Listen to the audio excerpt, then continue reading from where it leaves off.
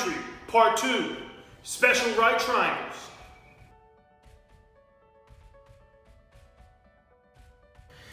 Today we're going to take a look at special right triangles, specifically two types of special right triangles. And the first one is going to be my 30, 60, 90 triangle. So for my 30, 60, 90 triangle, as I said, it's a special right triangle, which means that my 30, 60, 90 has a special relationship between the sides. All right, my shortest side, or the one opposite of 30, I'm sorry if you can't see that very well, but the one opposite of 30, everything in a 30, 60, 90 is based on that, okay? The short side, when I look at the hypotenuse is twice as long as my short side. So if the short side is x, the hypotenuse is 12x. 2x. All right? The long leg is x times the square root of 3. All right, so whatever number this is, it would be that number, root 3, and this would be 2 times that number. Let's look at a very quick and easy example. So this is a 30, 60, 90, and let's say that this is 4. All right, so if I notice the hypotenuse is twice as long as x, so 2 times x. Well, in this case, x is 4, so this is 2 times 4, or in other words, it's 8. All right, my long leg would be 4 root 3. All right, so notice how this leg is, this hypotenuse is based on my short leg, so 2 times 4 is 8, and my long leg is based on the short leg as well. The short leg is always opposite of the 30. Now, for this example, this is one of the more complicated examples because notice that I'm given my long leg, all right? So if going from the short leg to the long leg meant I multiplied by root 3, then that means to go from here to the short leg, I have to divide by root 3. So this would be 4 divided by root 3, but we can't leave a radical on the bottom.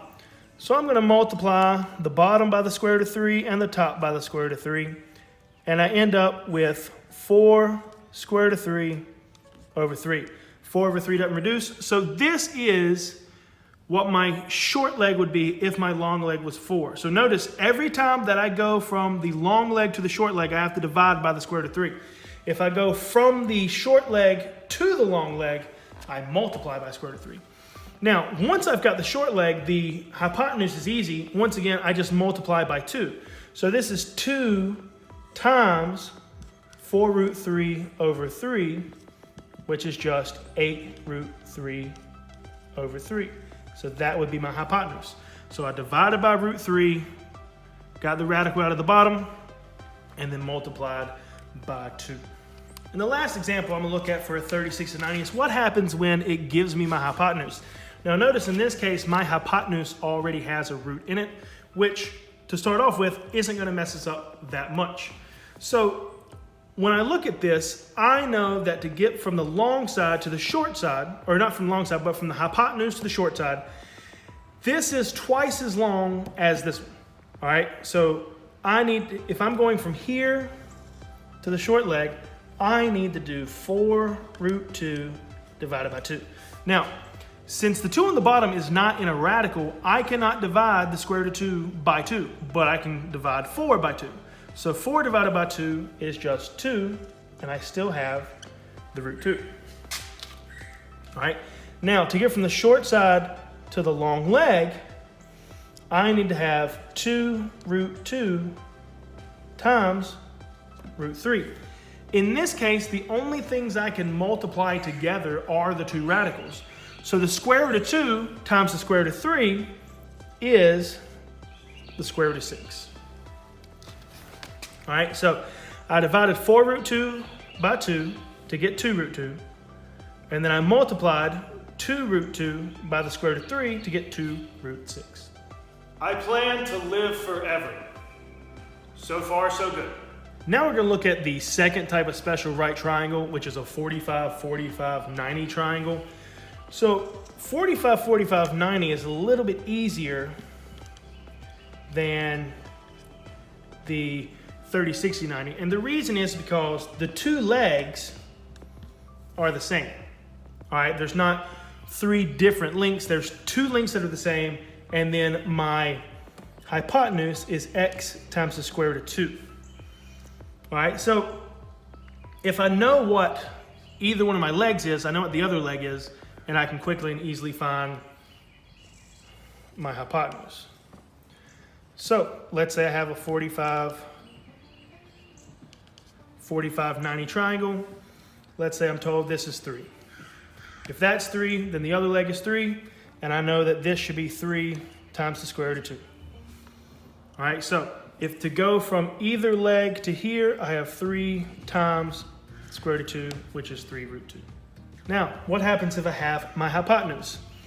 Now, let's say I have,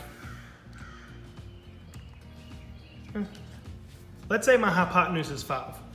Now, it doesn't matter which leg I find first because they're both the same, but if I'm going from hypotenuse to leg, I have to do 5 divided by the square root of 2.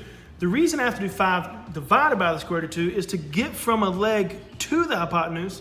Remember, we multiply by the square root of 2. So we have to do the inverse of multiplication. So once again, I can't have a radical in the bottom, so I multiply the top and bottom by the square root of 2, which gives me 5 root 2 over 2. So this is the measurement of both of my legs.